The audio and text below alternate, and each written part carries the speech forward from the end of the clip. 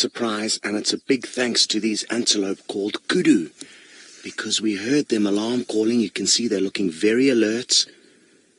They use their big ears to help them hear animals, and they also use their incredible eyesight to spot predators. And like I say, when they see a predator, they make a noise like a dog barking. Pow! Pow! And while we were walking, we heard that call, so we jumped back onto the vehicle and rushed into this position. And we've got very, very lucky. If you look over my shoulder in the trees, you may see something that should make you very, very excited. Can you see it? It's a leopard. And this is Thandi. And she is the female leopard. We were hoping to find you. And I'm sure it won't take too long before we get to see her cute little cub. It looks like her belly is quite full. I'm fairly certain she's got a kill somewhere in this area, so she'll have some meat nearby. And I'm so happy that we found her again. And what we're going to do is, because we don't have the right equipment to film here properly, we're going to call Tayla here so that she can take over the sighting. So she needs to come into this area where we last had the tracks this morning. It's incredible. We walked all through this area, well, at least Tayla did, with Herbie, our expert tracker. And the grass is just so long that she was hiding from us and we didn't see her. But now that she was up in the tree, together with the help from the kudus, we've managed to find her. Now, leopards are very, very good at hiding. And Riley, you would like to know if they prefer to sleep up in the trees or on the ground. And it all depends, really. Each leopard is different, just like us as humans. They all have their own different personalities.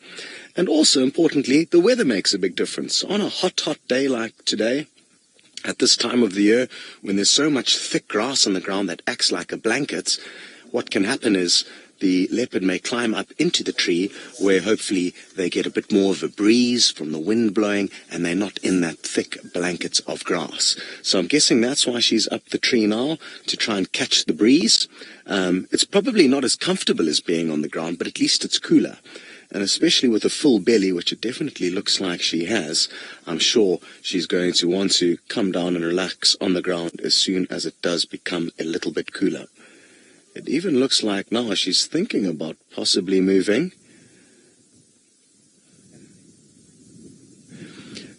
Mason, you ask a good question. You'd like to know if leopards like any kind of specific tree to sleep in. And yes, they certainly do. It's not the one that she's sleeping in now, but I'm guessing she's made quite a big kill that she hasn't been able to drag off to a more comfortable tree. And the most comfortable tree in this area for leopards is called the Marula Tree. And let's see, there's some actually behind us over here, not the best ones. Let's try and have a look at that one over there, Sens, with the nice big horizontal branches. There we go. There you can imagine nice big branches that are horizontal or flat, that are comfortable for the leopard to lie on. And that is the tree that we usually see them in. It's also the tree that the elephants love at this time of the year because it's got a very tasty fruit.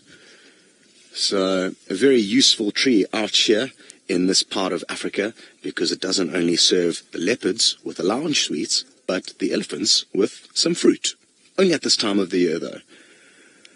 Now, I hope Taylor's not too far away, because like I said, she's going to be able to do a better job with Dave on camera, because poor old Senzo's having to hold the camera with his hands, so it can get a bit tiring and a bit shaky. I'm wondering if this cub isn't also up a tree somewhere. The cub is a lot smaller than she is, and maybe it's hiding up in a tree. Maybe it's still hiding in the grass. Who knows? Maybe it's nibbling on some of the meat of whatever Mom has caught for the two of them. Well, awesome, awesome stuff. You can see she's not very comfortable there. She can't just put her head down and go to sleep. She keeps kind of tossing and turning. But she's making a decent plan for now. And one thing... Bless me. One thing that leopards and lions and most of the big cats aren't lucky with is that once they have made a kill, they need to feed on so much of it as quickly as they can, because they don't know if any other predators are going to come and steal it from them. So they tend to eat themselves into a state that it hurts. Some of you may have done that once or twice. Too much ice cream or too much pizza, and afterwards your stomach is hurting and you can hardly even roll over in bed. That's what life is like for the big cats when they do get lucky enough to make a kill. And as quick as they are, and as incredible as their camouflage is, it's very, very difficult for them to actually catch their prey. They only succeed in about 1 out of 10 attempts. So that gives you a good idea of how hard it is for them to actually get their next meal. Not nearly as easy as it is for us, because we can just pop into a grocery store. Very good. Oh, she's moving. Let's have another look. She might come down, or she may just try and get comfortable somewhere else. Now, leopards are the best climbers of trees out of the 3 big cats of Africa. Cheetah aren't nearly as good, nor are lion. And she's making what she's doing here look quite easy compared to what the other cats would be doing.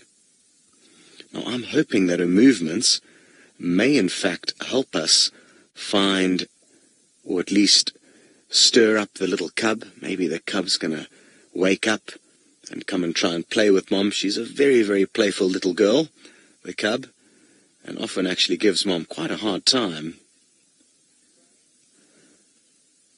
Okay, well, now that Thandi's moved down the tree, we're going to not actually send you to Tayla anymore. We're going to send you across to Steve and his cameraman Sebastian, who have got a very cool drone that is going to take you on a little bit of a flight around the Sabi Sands. Enjoy. Well done, Scott and Herbie and Senzo. What an amazing find. Very, very cool to see a beautiful leopardess and her lunch. She's having a late lunch today, and it is a huge impala, a massive impala that she has taken down. And I don't think it was here this morning, because we were walking around here this morning. I think she might have killed this impala this afternoon, maybe after we went on bushwalk. Can you believe it? She was just around here hiding. Pretty amazing. Look at her now. She's going to tear into it and try and gobble as much up as she can. And it's very important that she tries to eat as much of the impala as possible, because she's got a little cub. I don't think the cub is here right now. Otherwise, I'd imagine it to be also trying to feast on the carcass, or at least jumping around and playing with it and annoying Mom like little cubs normally do. So she's going to probably gobble up as much as she can, and then maybe have a little siesta, maybe have a little rest, or perhaps then walk back and go and find the cub and bring the cub here. This is too big for her to drag all the way to wherever she's left the cub. Now, something that you have to be very careful with leopards is that they're very, very quick off the mark. So they're very good at sprinting. And Angela, you were just wondering, how fast can a leopard run?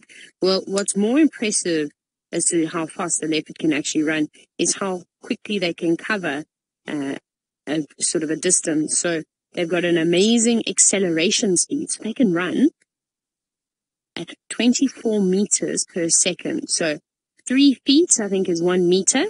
So that's pretty quick, traveling that sort of distance in just a short space of time. So you've got to be very, very careful. And sometimes Thandi can be a little bit, she's interesting. Her mood is not always the greatest. And she did snarl at us a little bit earlier, so she was showing us her teeth. She's not happy with us, so we moved away and we gave it even more space. And now she seems to feel a little bit more comfortable. So what I will also do, because I know that she's a little bit unhappy, is that I'm going to restrict the amount of cars that can come and view her. So I'm only going to let one other person come and sit here while we are sitting with her. Because otherwise it's going to be crowded, and then she's going to feel like she's locked in.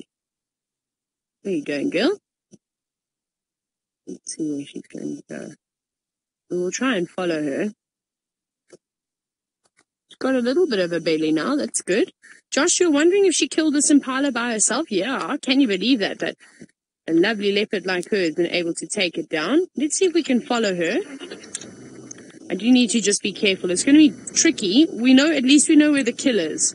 So we know she's going to come back here, but I don't know what she's going to do now, if she's going to go and fetch the cub. I also don't know where she's kept the cub. She could have stashed it away. That little fluff ball is going to be hidden away, maybe in some fallen logs, as she's standing up on the tree.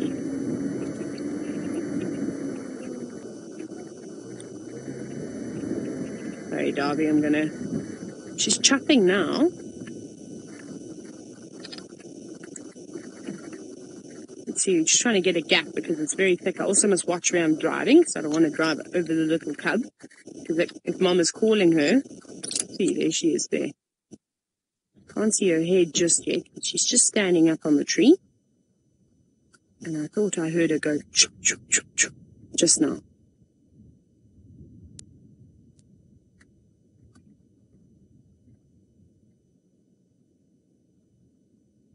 Let's see what she's doing. She's just looking around at the moment. It's not the greatest view. Mason, you're wondering if the little cubs will also climb up at the trees? Yeah, that's one of the first things that they have to learn. And she's trying to call it, because leopards, of course, take their kills normally up to the tops of trees, but that impala is a little bit too heavy for her at the moment. So she might eat as much as she can and then take it up. So if she takes that kill up the tree and the little one needs to eat, well then that one's going to have to learn how to climb trees. Oh, there she goes. Look at her go. Oh, she's climbing right up to the top of that. Oh my goodness. Oh, she better be careful. She better be careful she doesn't fall. That was amazing. Let's have a little listen.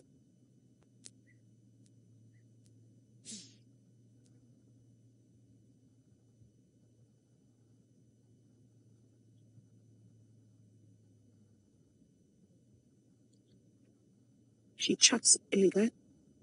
See how her whole body is moving? She is chopping when she does that. I do want to jump on the radio, everybody. I do apologize.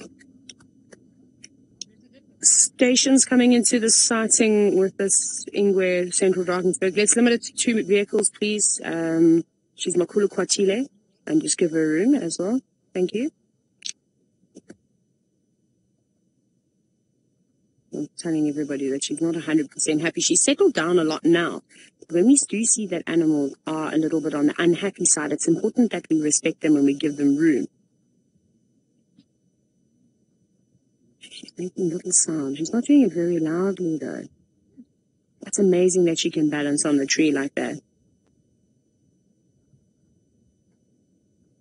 Now, this little leopard has only got 1 cub at the moment, and Riley, you're wondering how many can they have at one time. So 3 is quite a lot for a leopard, but I suppose they can have up to about 4. But the most common is either 1 or 2 cubs at a time. So it's not very many, but it's very sad though, Riley, because unfortunately, not all of those cubs will make it to adulthood. Most of them will actually end up being killed. There she's calling again. This is amazing. You're all very, very lucky to see this. Very, very, very lucky. So stunning the way she's balancing up here. And it also just goes to show you how incredible they are at balancing. I don't think I've ever seen a leopard sitting on such a thin branch before. I'm going to be naughty and take 1 picture. Don't tell anyone. Look, now she's only got 3 paws on that branch. How is she able to do that? And she's grooming herself. I feel like she's showing off to all of you from Grady Brown Elementary. She's showing me. Maybe next she's going to stand up on her back legs and then we'll hear and then she'll jump off and do a somersault. That's amazing. That's really, really not something that you get to see every day. But they're exceptionally good climbers. And if you watch carefully, you'll see how her tail will actually compensate while she's up there and she does take a paw off the branch. She'll make sure that she uses her tail to help her balance. How are you going to get down from there now, girl? I feel like you got up to the top pretty easily. Now is going to be the hard part. Again, just grooming those paws nicely. And then wiping her face. So she wets her feet and then she wipes her face to clean them like a serviette. Except they don't have serviettes out here, so they've got to make do with their paws. There she's calling again. She's looking for that cub. But that cub can be quite naughty at the age that it is, and sometimes they go wandering and they don't listen to mom.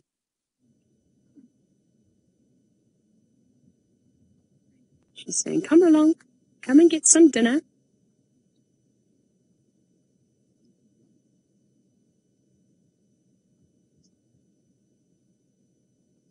Wow. Really, really, really incredible. Looking straight at her. She was basically waving to all of you. And she's going again.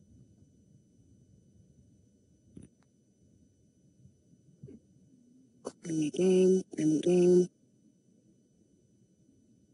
I'm also looking out to see if the cover's going to come from somewhere. She's not calling very loudly, so it must be close by. And she just would have dropped it off, probably this morning, and said, right, you stay put. Whether she would have listened or not, I'm not sure. Oh, careful, girl. And down she goes, very gracefully. Wasn't that very graceful? I reckon if I had to try and climb down the tree like that, I would have fallen out. I wouldn't have even made it to the top of that branch, that's for sure. And she's just looking for another way down. You can just see her moving. There she goes. I think she's gone, oh no, now I've got to go and look for my baby. Wow. Landing on an even thinner branch. Luckily that one didn't have any thorns on it.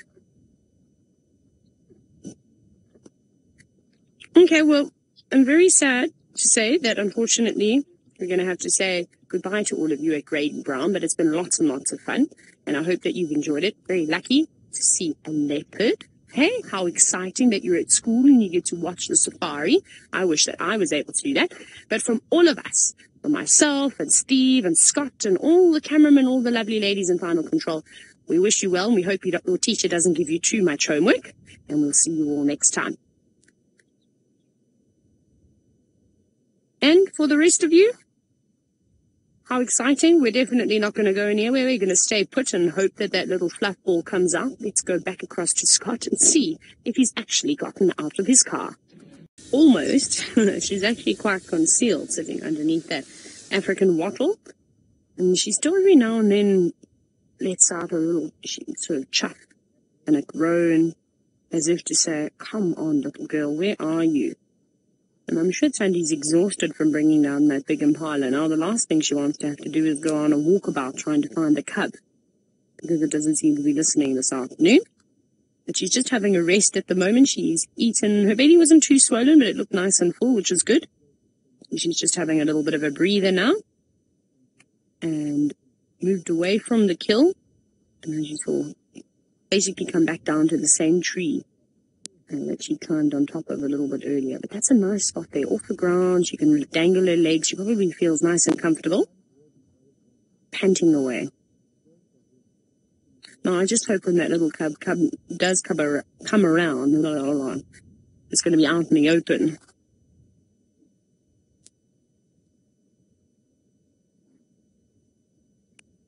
Now, equalizer, an interesting question for me. We wondered if it rains within the next 24 hours, will it sort of benefit the predators? Not so. I don't think it's necessarily benefiting the predators. The reason why is because they're not the ones that are eating grass. Yes, they're drinking the water, so they'll be thankful that the water will be slightly fresher, because obviously it's been sitting in the sun now for quite a bit, so it's not as nice. And the grass is going to grow nice and long. The leaves are all going to get green and some more flowers will pop out. So there'll be a lot of more insects around. There will be the vegetation will be lovely and lush, which will be great for the herbivores. So I suppose in a way, the only way that the predators are going to benefit is because it's going to provide a little bit more cover. So it doesn't just benefit one or the other. It actually benefits all the creatures out here, in fact. It makes it difficult for us, though. Of course, Steve was talking about it this morning, although I feel like we all speak about how we love it that it's all lovely and green. It just makes finding animals and just game viewing in general a little bit more challenging. But again, luckily for us, we've got a camera that can zoom in to places. When you're just sitting on a safari car as a guest, it can be quite difficult to find a gap that everybody can see. Luckily, it's just us. So I think that that's a bonus, in fact, when we can find them. And again, just well done to Scotty, Senzo, and Herbie. Great tracking. Very, very nice. Well done to the three of them. We knew she was here, though. We had our suspicions, but remember how this morning when I was on bushwalk and I was pointing into a bush and I said, she could be right there. Imagine she was just sitting on the other side and we just couldn't see her. Although I think if we were that close, she maybe would have snarled at us.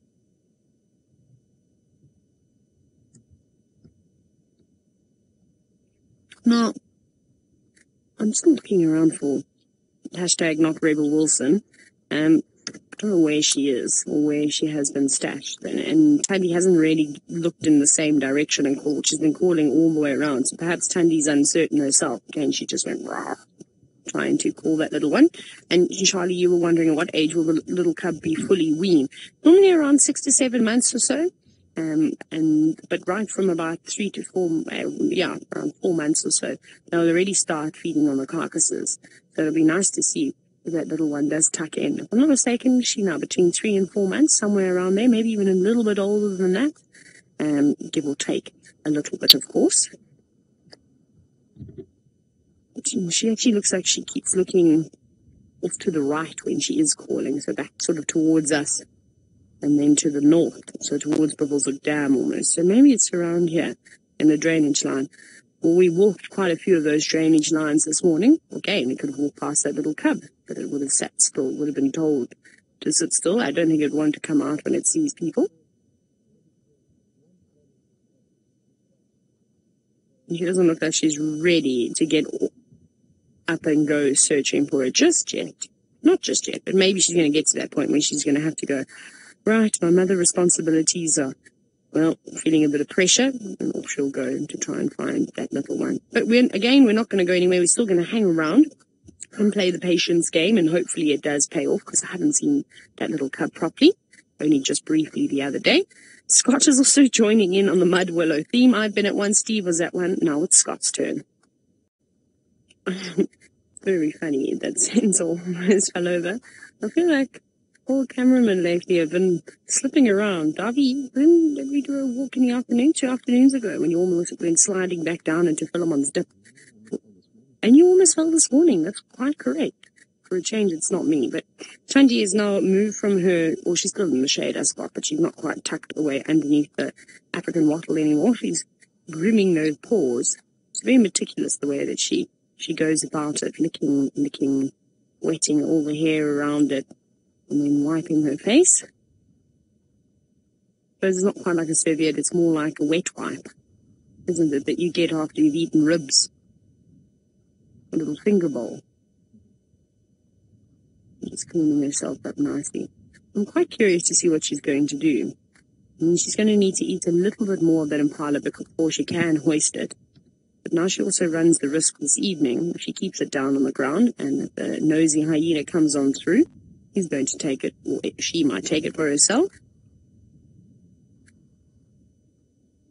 Or perhaps another leopard, a lion could come through. Many animals come through and steal her kill. And Arla Moore, you're wondering exactly that. Why did she leave her kill down on the ground? Well, it's just a bit big for her. I mean, Thandi's notorious for bringing down large prey. I mean, I think she's taken down a female waterbuck before. Whether it was a sub-adult or not, I'm not sure.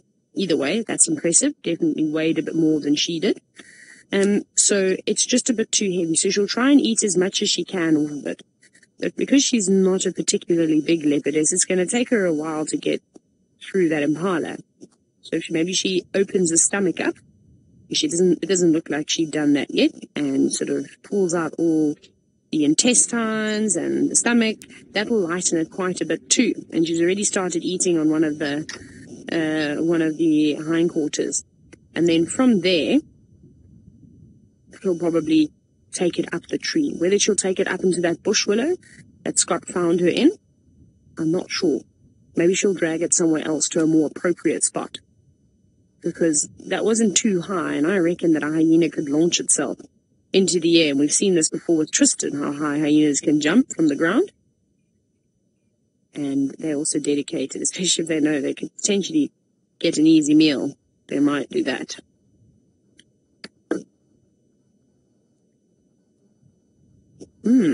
Here's an interesting one as well. Speaking of the impala kill, Bonnie, you said, what do I think Thandi would do, if Tingana came through and tried to steal the kill? I don't know. I don't know if she'd maybe hiss at him, growl at him a little bit. However, Thandi is much, Tingana, too many T's. Tayla, Tingana, Thandi, my goodness. Tingana is much larger than Thandi. And if he wants to, and she's basically saying, no, you can't have my kill, he's just going to take it anyways. And she'll be quite protective of that cub. So she might not take sort of the defensive stand and try and defend the kill. She might just go, okay, cool, you can have it. But who knows? Strange things are happening out here in the Sabi Sand. Perhaps she shares her kill.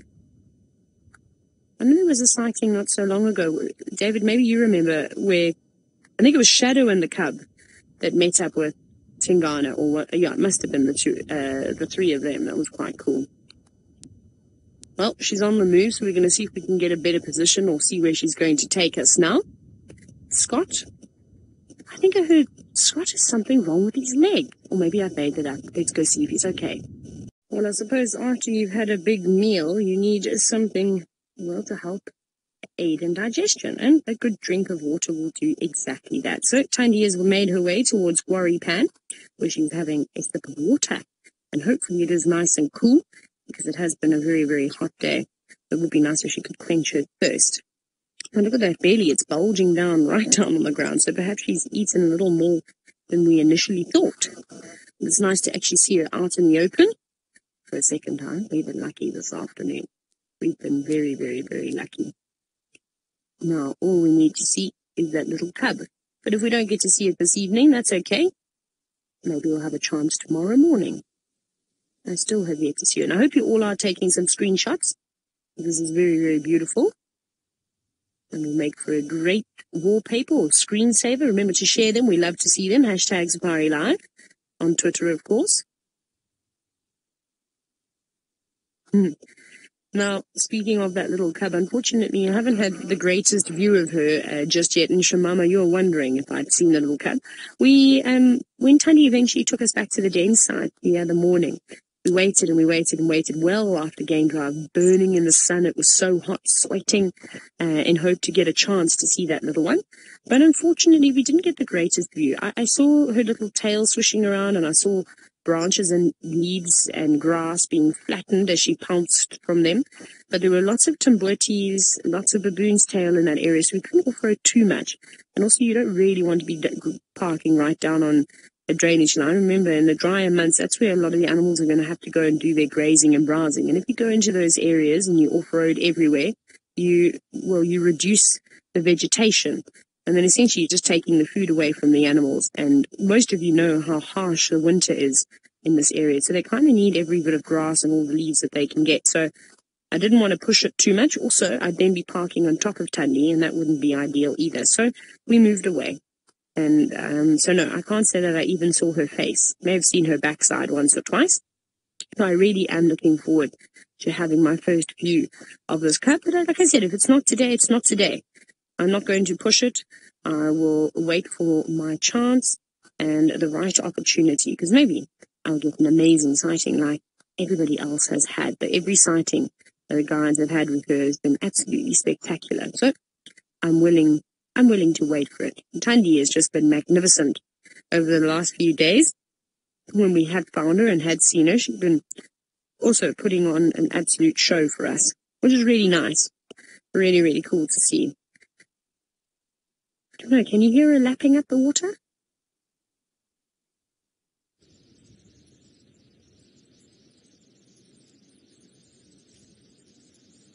May have been able to hear some angry elephants trumpeting.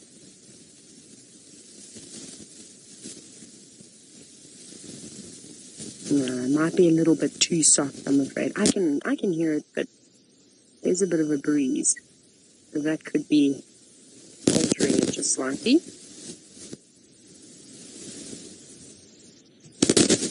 She's creating some beautiful ripples, though. Lovely artwork. Who knew that Thandi was an artist? Isn't that cool? Drinking quite a bit of water, too. Some doves just flew overhead. I think they wanted to land to come and quench their thirst, too, but thought, nope, next watering hole is a leopard at this one.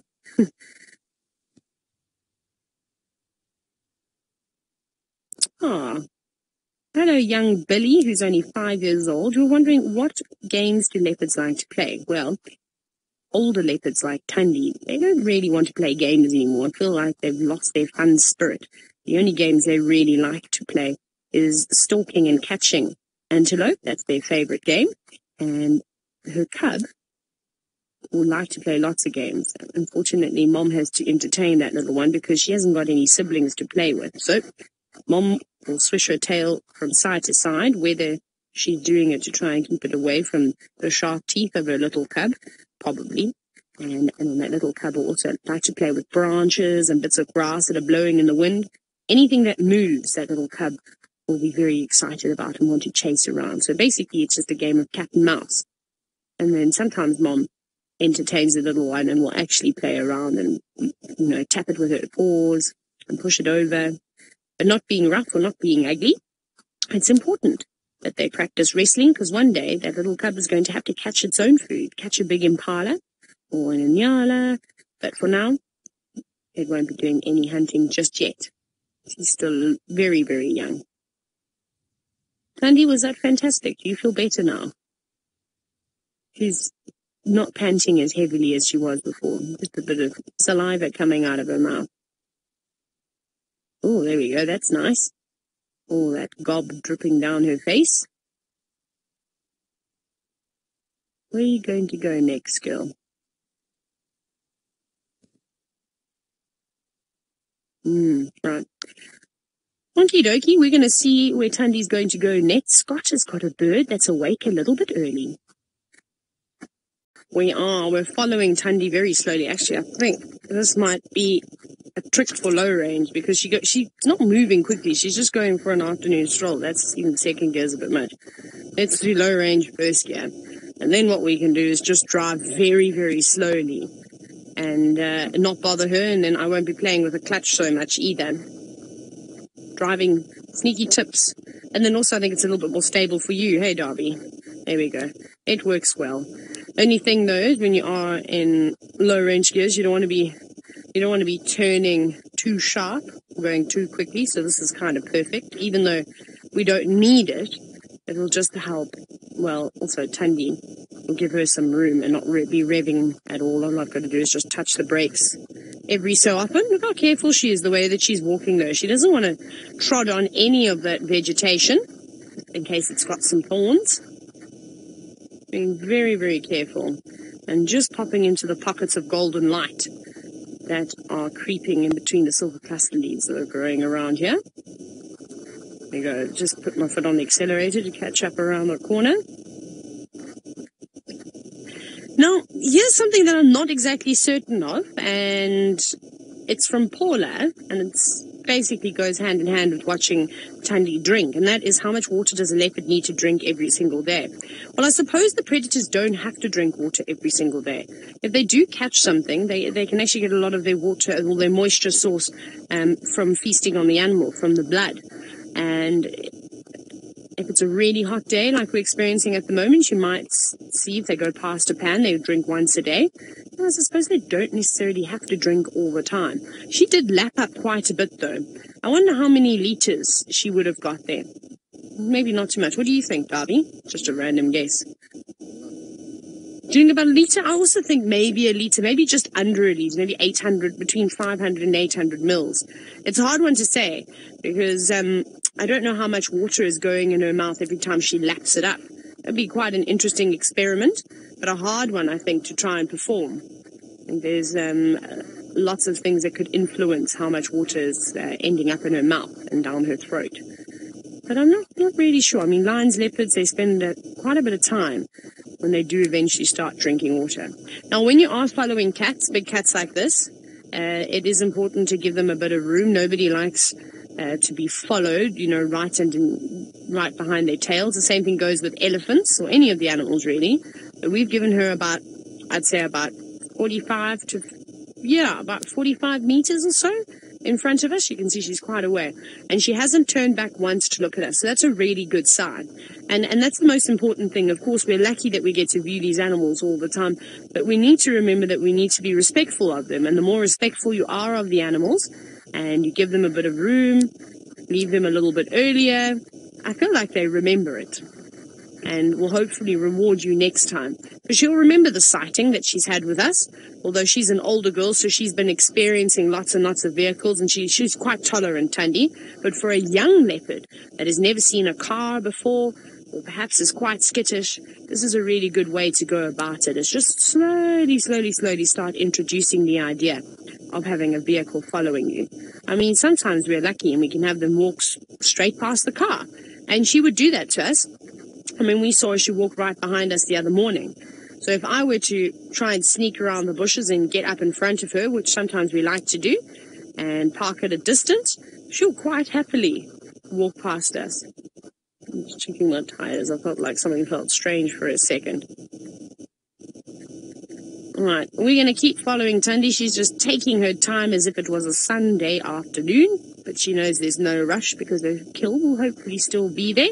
Something that would go, Steve. All you need to do is get hold of either Abel or Taxon. It sounds like it's up here in the eastern corner, but it sounds like that leopard is maybe moving west into Djuma. And it sounds like it's a female as well, quite relaxed. I don't know who it could be. I don't know who else would be up in this top corner. I've been out of the loop for such a long time, but quite exciting. Now, Lou's saying maybe Kuchava. I don't know. Do you think she would come this far? I know she's been hanging around on Chitwa, and she's come from Cheetah Plains side. So maybe she's decided to take over Torchwood. I don't think there's many leopards on Torchwood that have a permanent sort of setup in that area. So I suppose it's an opportunity for her, and then that would mean that she'd start venturing on here. And if it is, you better be careful, girl, because there's lots of big leopards around here. Well, here's Mom, if it is Kuchava. Kuchava is the daughter of Thandi. But we're still following her, and she's just casually strolling along. I think we're coming up close to where that kill is now. I'm hoping she turns off road and then takes us for a little bundu bashing. I haven't said bundu bashing for a very long time, for many months, because I haven't really had to do that when I was up in the Mara. But I'd like her to go fetch her cub before it gets too dark that we can't view her anymore. Now, Ron, you've said, why are leopards such loners? You know what, I don't think these cats are as solitary as, they're made out to be. I mean, how many times have we seen 5 or 6 leopards? Not often, not as many times as we see one leopard on its own, but we often see encounters. I mean, who did I have? I had Shadow, Shongile, and Tamba all in the same sighting once, with Tamba up in a tree, Shongile down on the ground, and then Shadow in a tree not too far away. Tristan has had Thandi, Tamba, Hosana, and Shongile, and then Tingana come into the sighting too. And we've all had a number of these signs. We've seen so many leopards together. So both male and females are marking and defending territory, so they're not living in social groups. Let's see where she's going now. She's just gone behind that tree. So they don't need to live in a group together. They're self-sufficient, and they seem to be able to do so themselves. But like I said, I think there's a lot more social gatherings than we actually know about. And it's because we can't follow them 24/7. It's very, very difficult.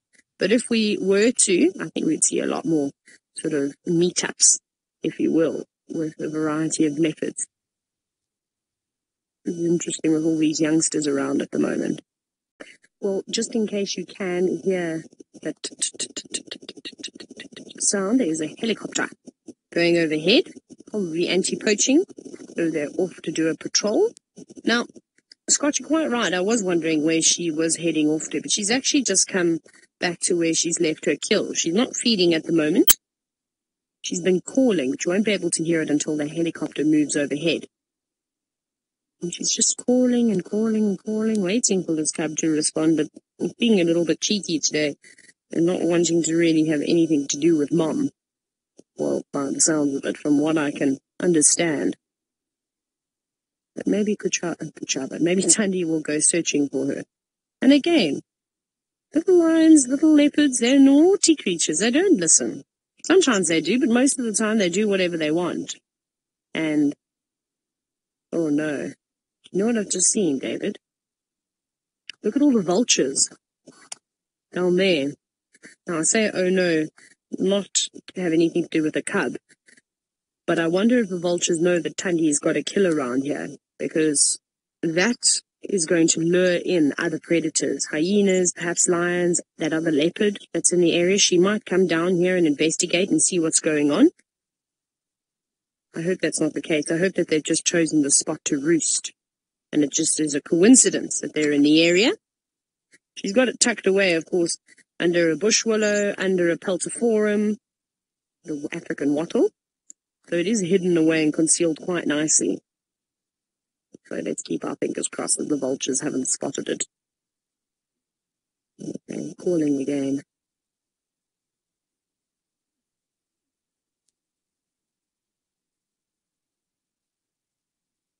She doesn't seem too distressed that she can't find her cub just yet. I mean, she's not going round and round and round, looking, like panicking. She's just sitting there going, well, if you don't want to come, then you must stay wherever you are all by yourself. She's tired. Now, Mina, you were wondering if a leopard, or I suppose any of these leopards, if they eat rotting meat, would they get food poisoning? No, not necessarily. They're able to eat putrid meat that's been sitting in the sun for days and days on end. And they've got, basically they're able to digest the most foul meat that you and I would get too close, and just the smell would make us get sick. That would do nothing. Although I have seen a couple of lions and I have seen leopards actually vomiting before, and that may have been because they ate something funny. So I suppose it's yes and no, but most of the time they're able to tolerate all the bacterias and all sorts of other ugly things, or things that we wouldn't find very nice on a carcass. They're able to sort of power through it. Come, Thandi, call your cub before the sun goes down, because if the sun goes down, then we're not going to be able to view your little one. And that will make me very sad. That means you'll make me wait until tomorrow morning. I also wonder what's going on with that other leopard sighting. I did turn my radio down because there was quite a bit of chatter, but I know that Steve is on it, and he wasn't too far away. Well, Chitwa is really not far away from Cheetah Cutline. Hopefully he's able to get a leopard of his own this evening. Wouldn't it be nice to figure out who it is?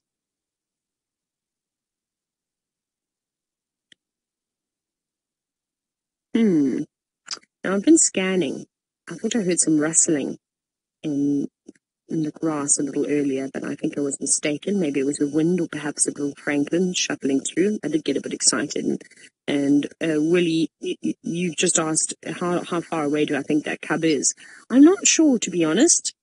The fact that Thandi's calling from where she is, and she's not calling very loudly. I mean, I've definitely heard leopards, when they are looking for their cubs, call a lot louder before. So it makes me think that it is just around here somewhere. Maybe it's having a snooze. Maybe it's fast asleep and doesn't even realize that Mom is calling it just yet. The reason why I'm not worried is because I have seen leopards going off and searching for their youngsters and actually being distressed. I mean, I've told you the story of Little Bush, Mbula's mother, in fact, when she lost one of her cubs.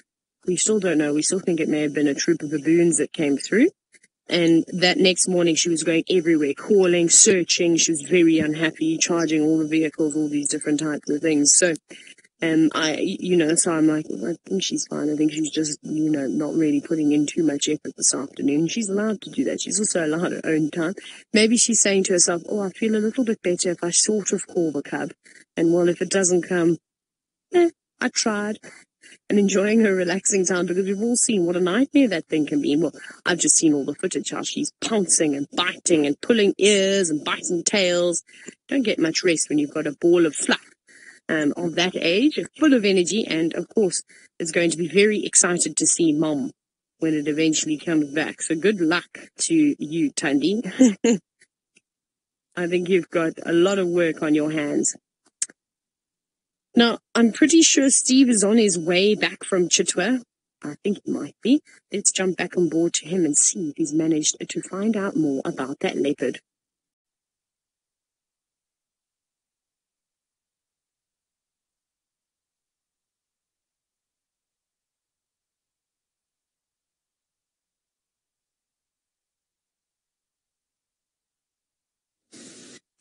Okay, you're back with us. We apologize for whatever technical issues are going on that side. We have slowly made our way back to Buffelshoek Dam. We're going to prepare the drone in a moment. And here we are. It is going to be a beautiful sunset. Let's go. We might as well go right down there. Fantastic.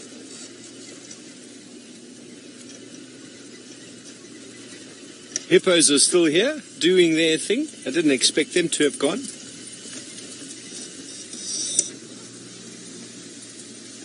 Here we go. Are you Scuba Steve?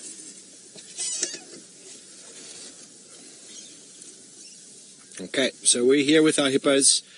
We're going to stay here for a little while. We're going to set up the drone and we'll be back shortly with some wonderful shots of the sky. And while we do so, I believe Dave and Tayla have sorted out their gremlins. Let's go back to them. Sorry about that, everybody. We just had a little bit of technical difficulty, but we are back. Very nice. Now, Thandi is still just pretty much relaxing. She stopped calling, which was what I'd said to you, but you couldn't hear me. And she's now, I think, just enjoying the peace and quiet. Perhaps she's also watching the sunset, Steve? Maybe she was admiring the same view you had. I don't know. But she's just panting away. Maybe she's going to start calling again. Now she's actually twitched her ears. But while Thandi's not doing anything, look what I found. Shall I show you? Because we're not going to go anyway.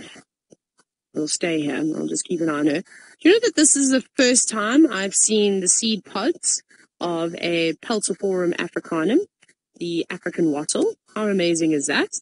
I don't know why I've never seen them before. And then I opened one up. Let me open up another one. So let me show you. I'm going to, how did I do it? Do the tear. Quite tough. I'm going to look for a little gap here. Oh, you know what? I took one out. It's going to be easier if I show you this one. Now, I don't know if I can... Sorry, Tom, it's sliding down my head. I don't know if I can eat the seed pods of an African wattle. I do know some of the wattles in Australia are actually toxic and you shouldn't eat the seeds. So I'm probably not going to do the taste test now. I don't have a plant book with me. And so I don't actually know, but maybe we can ask Steve, maybe we can ask Scott if they know, or even Herbie if you can eat the seeds of an African wattle, or perhaps some of you can try and search on the interweb for me because I don't have very good signal. Because a lot of the websites these days, they give you medicinal uses, they tell you if you can eat the fruit or if they're toxic and all these different types of things. And if somebody finds an answer for me, hashtag Safari Live, let me know because it does look really tasty and I really just want to eat it, but I know better than to eat things that are, I don't know if they're toxic or not. And the hospitals are far away from here. They look so nice. They even smell nice too. I mean, I suppose it smells like a pea. I don't really like peas, but maybe I'll like the beans from the African wattle. So there we go. Some homework for everybody. Oh, Herbie says, no, I can't eat the seeds. Okay, I trust Herbie. So I will not be eating the seeds, even though I've better throw it away because it's so tempting. But that's quite cool. I didn't realize they had those beautiful seed pods on them. I'll find some more information about the seed pods. And next time we do bushwalk, then we shall have a closer inspection and we'll have a little chat about them. How does that sound? That was quite cool. I was surprised, in fact. I don't know why I've missed them over the last few years. How ridiculous. Obviously, I haven't been very observant. Now, Abija, who's only 10 years old, who I'm loving all the young viewers today, thank you for your question. You've asked, why do leopards have spots? Well, Abija, funny enough, we actually call the markings that are on leopards rosettes. So it's not quite a solid black spot. You can see she's got solid black spots around her head, and then also they go down to her paws and on her tail. But in the middle of her body, she's got a rosette. So it's black on the outside with a sort of tawny tan color in the middle. Cheetahs have just got big black spots covering their body. But for both of those cats, it's very, very important for camouflage. So it actually helps hide them away. Now, it doesn't sound like much, but I might, hang on, you know what I'm going to do for you? I think I have a photo on here, right the screen, of Hosanna who was he was walking through the grass. So shall we have a look if we can find that? Because that would be really nice to actually show you now how camouflaged a cat can really be. I'm almost here. Okay, are you ready? Look at that. Sorry, Darby needs to level it. I'm leveling. That was my leveling there, everyone, not the quickest, Darby. How crazy is that? Hey? You can see his head. Yes, it's just poking up, but where's the rest of his body? Let's see if there's any more. No, I'm scared to show you because the rest are probably all very exposed, overexposed. Yeah, I was right about that. Oh, here's another one. There, that's an even better one. A little bit overexposed, but look at that, completely concealed. So now you can see how effective those spots and those rosettes are for camouflage. And all the different animals out here have got some form of camouflage, whether it's different colors on their bodies, whether it's spots and stripes. See, they also help break up the solid shape of the animal. So it's actually very, very important to have different colors and different patterns. Put that camera down now. But I'm very sad because there is a bit of clouds in the west, which is making it get darker than it should be.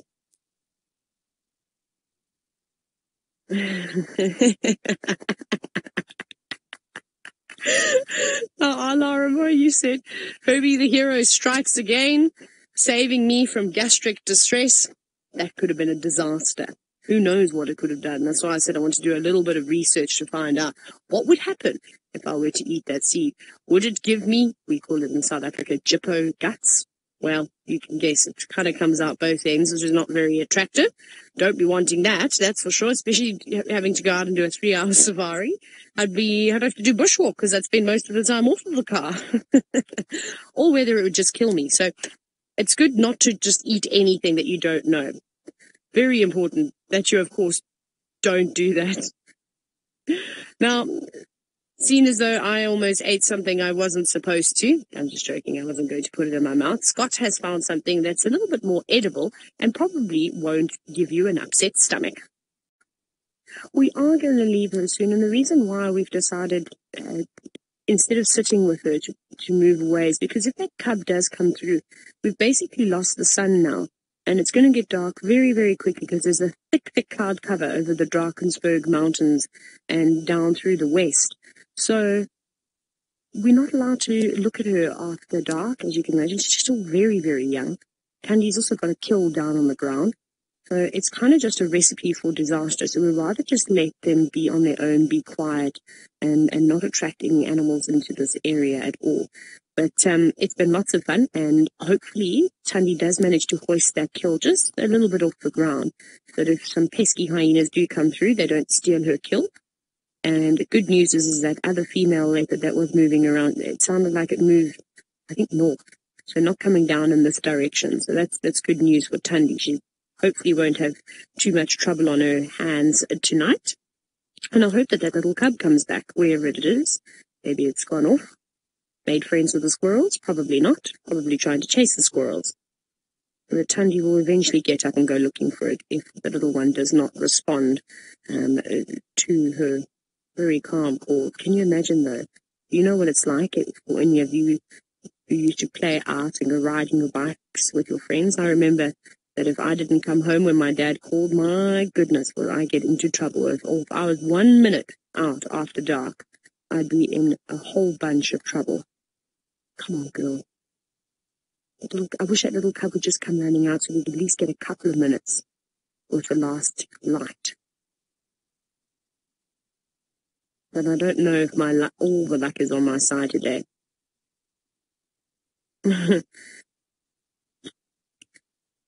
Now, Debbie, you and I are on the same page today. I said it earlier. I said I think she is. She's just calling a little bit to make herself feel better about herself, that she tried to call the cub. And you